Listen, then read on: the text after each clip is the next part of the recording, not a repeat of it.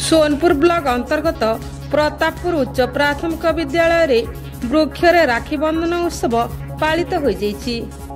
प्रधान शिक्षयित्री प्रकृति बंधु श्रीमती संतोषिनी नंदक सभापतित्व में अनुष्ठित कार्यक्रम मुख्य अतिथि भावे बिनिका निवासी प्रेरणादायी वक्ता श्रीयुक्त संजीव कुमार महांती जोग देइथिले।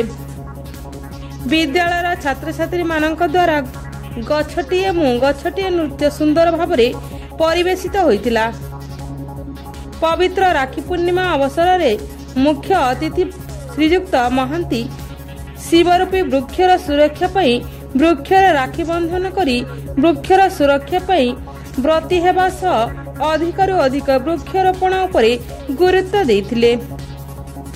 विद्यालयर प्रत्येक छात्र छात्री परस्पर को राखी बांधिबा सह समस्ते मिसी विद्यालय परिसर रे थिबा तथा विद्यालय बाहर थिबा वृक्ष मानकरे राखी बांधि तार रक्षा करने शपथ नेइथिले।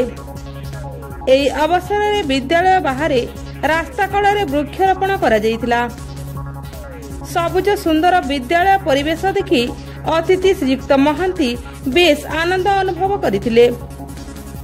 विद्यालय अन्यतम प्रकृति बंधु शिक्षक गोपेश पंडा कार्यक्रम को संयोजन करथिबा बेले शिक्षयित्री महेंद्री पंडा धन्यवाद अर्पण करथिले।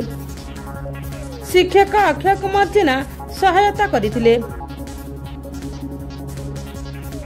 ब्यूरो रिपोर्ट तानुशन टीवी।